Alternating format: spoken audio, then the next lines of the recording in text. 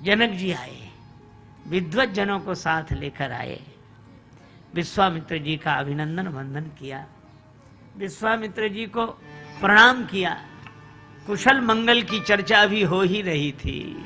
उसी समय दोनों भाइयों का आगमन हुआ और जो जनक जी ने राम जी को देखा, लक्ष्मण जी को देखा, तो राम जी को देखकर उठे सकल जब रघुपति आए। श्री राम जी को देखकर जनक जी उठकर खड़े हो गए और जनक जी के सब साथी उठकर खड़े हो गए। यह तो सभा के शिष्टाचार की परंपरा नहीं है। जनक जी वयोवृद्ध हैं, ज्ञान वृद्ध हैं, श्री राम जी बालक हैं। बालक को देखकर कोई वृद्ध व्यक्ति स्वागत के लिए खड़ा हो जाए? अरे भाई, यहां लौकिक शिष्टाचार है ही नहीं, ये अलौकिक। यहां लोक का नियम नहीं है। लखी जिन लाल की मुस्कान। भगवान को देखकर जनक जी को अपने होने का होश ही नहीं रहा। अच्छा, ये जनक जी उठकर खड़े हो गए, जनक जी के साथी भी उठकर खड़े हो गए, तो प्रश्न यह है कि ये बैठे कहां थे? अच्छा, जहां बैठे होंगे वहीं से तो उठकर खड़े हुए होंगे। तो ज्ञानी बैठता कहां है? बैठे ठाणे परे उताने, कहें कबीर हम वही ठिकाने। वह तो चिदानंद रूप शिवो हम। वह तो अपने आत्म स्वरूप में स्थित होकर बैठता है। मेरा मुझी में गुमा था, मुझे मालूम न था, और वजह मालूम हुई तुझसे न मिलने की ऐ सनम, मैं ही खुद पर्दा बना था, मुझे मालूम न था। और वहां तो मानो स्वरूप में बैठे, ज्ञान में बैठे, आत्मस्थ होकर बैठे, पर राम जी को देखा तो ब्रह्म ज्ञानियों की वह जगह छूट गई, वह ब्रह्म ज्ञान छूट गया, क्योंकि लोकालय के ललाम श्री राम की मधुर मुस्कान ने चित्त आकर्षित कर लिया। यही होता है। अज्ञानियों का भ्रम गुरुदेव दूर करते हैं, पर ज्ञानियों को ये लगे कि बस स्वरूप में ही सब कुछ है, उनका भ्रम भगवान दूर करते हैं। भगवान को देखा तो देखते ही रह गए। आचार्य श्री मधुसूदन सरस्वती जी कहते हैं, अद्वैत वीथि पथ कैरिहुपास्या स्वराज्य सिंहासन लब्ध दीक्षा। अद्वैत पथ के जो पथिक हैं वे मेरे उपासक हैं, मैं उनका उपास्य हूं। स्वरूप सिंहासन पर मेरा पूरा अधिकार है, किंतु सठेन के नापि वयम हठेन, दासी कृता गोप बधु बिटेन। किसी सठ ने मेरा चित्त चुरा लिया। अरे किसने?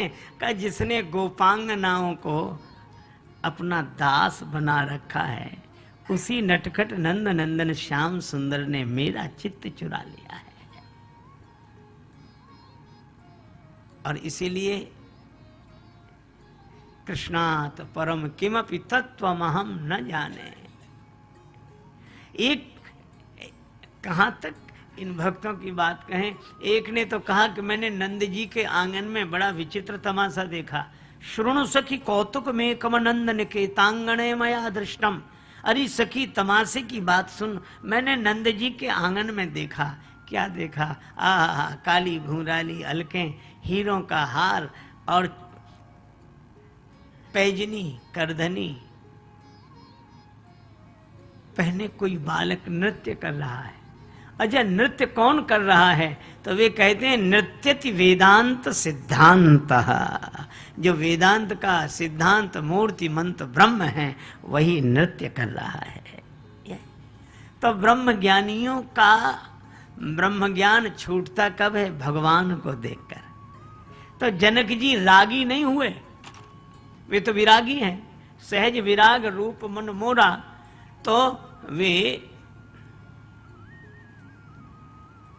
रागी नहीं हुए बल्कि अनुरागी हुए। इन्हीं विलोकत अति अनुरागा, बरवस ब्रह्म सुखई मन त्यागा। अब पूछने लगे कि ये कौन है। जनक जी विश्वामित्र जी से पूछते हैं कि ये कौन है। आश्चर्य, विश्वामित्र जी मौन है।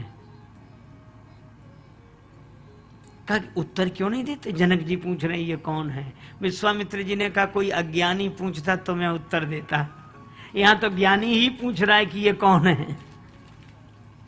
अरे ज्ञानी जन तो उत्तर देते हैं मैं कौन हूं, तू कौन है। यहां तो ज्ञानी ही पूछ रहे कि ये कौन है।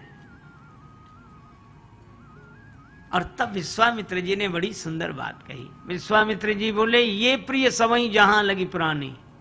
संसार में जहां तक प्राणी ये सबको प्रिय हैं, सबको, लेकिन इनकी प्राप्ति देखो अपने मिटे बिना नहीं होती।